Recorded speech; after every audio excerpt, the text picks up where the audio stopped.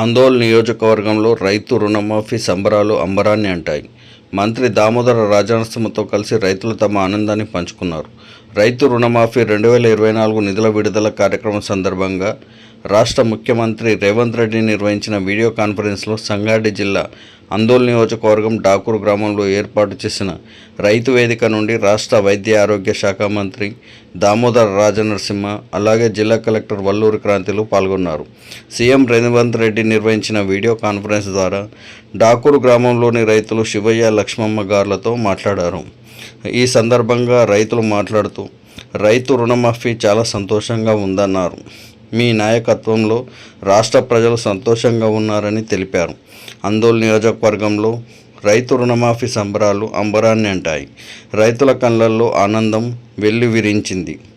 ఈ సందర్భంగా మంత్రి దామోదర రాజనరసింహ మాట్లాడుతూ తెలంగాణ చరిత్రలో గురువారం చారిత్రాత్మకమైన రోజు అన్నారు.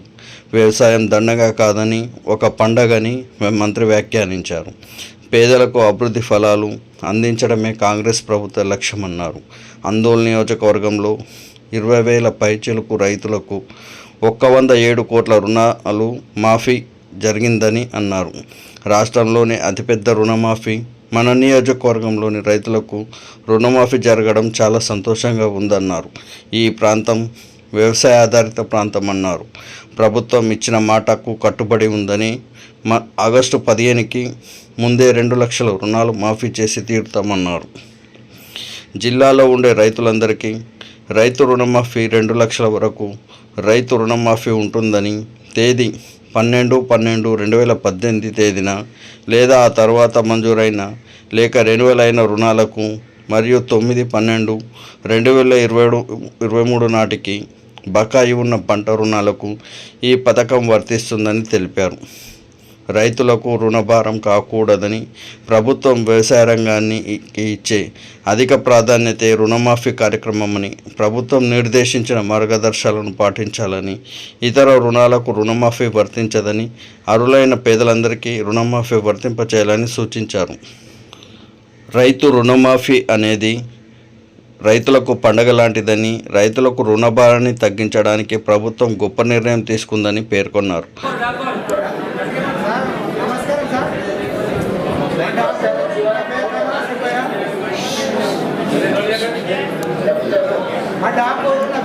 శివయ్య సార్, అందరికి నమస్కారం.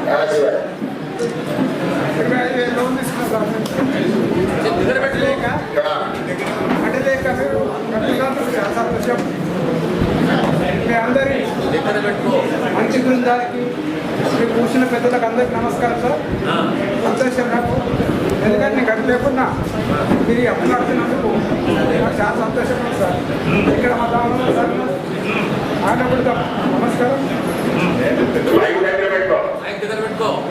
మీకు అందరికి నమస్కారం సార్. సంతోషపడతాను.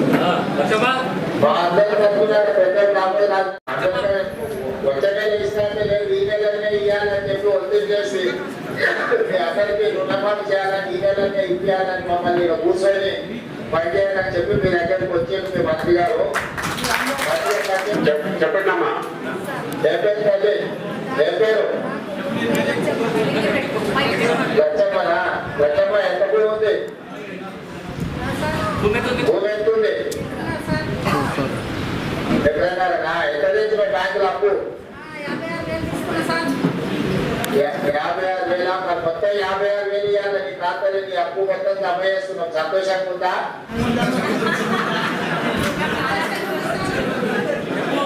మరి ఎల్లుండి ఢిల్లీ పోతున్నా. సోనియా గాంధీ గారికి ఏం చెప్పాలి చెప్పా నీ తరఫున?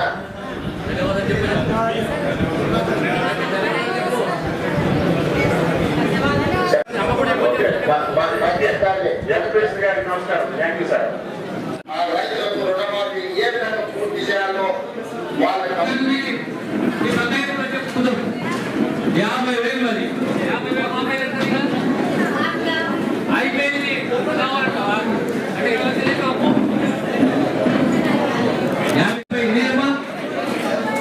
30 కాదు మీది.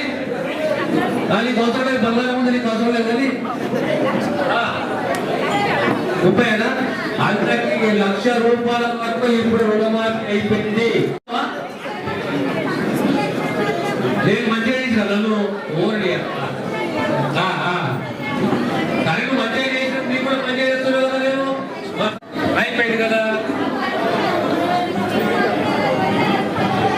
అరే అది కూడా చేద్దాం నీ దగ్గరికి వెళ్ళి బ్యాంక్ దగ్గరికి వెళ్ళి ముసాయి దగ్గరికి వచ్చి ఇప్పుడు చూసావా ఇది ఇది అయిపోయింది పక్కన పెడతాము అది కావాలి అలా ఎవరు కానివ్వలేదు పుస్తకాలు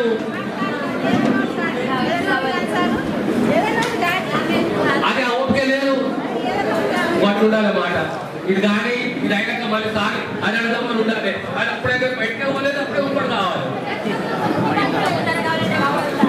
అది మాట కరెక్ట్ మాట 10 నుంచి బాకీ కాలేదు రుణమాఫీ కాలేదు అందుకోసము పెద్ద మనిషిని ఓపికతోటి ఒక్కటి తరం ఒక్కటి తరం నీళ్ళ జాగ్రత్త ఇవ్వాలి నీళ్ళు ఇవ్వాలి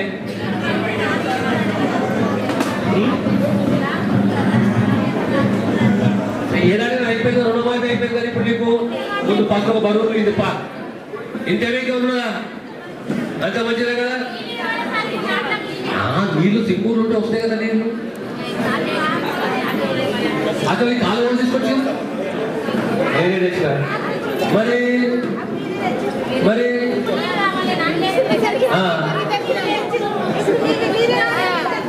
సరే నేనేమంటున్నానంటే నా పనులలో ఏం చెప్తున్నా ఒక్కొక్క పని ఒక్కొక్కసారి చేసుకుంటూ పోవాలి అన్ని ఒక్కొక్కసారి కాదు ఒక్కొక్కటి నిదానంగా నెమ్మదిగా ఒక్కొక్క పని చేసుకుంటూ పోవాలి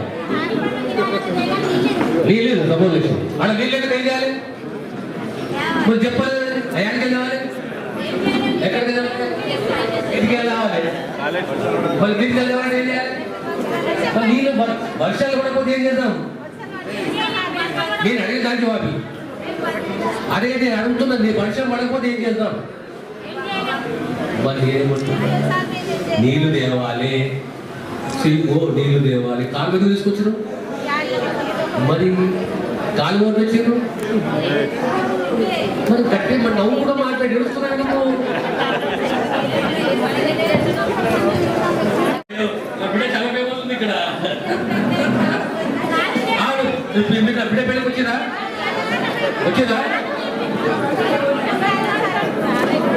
ఏ నడవడిపా గుర్తుపట్టిదా చలో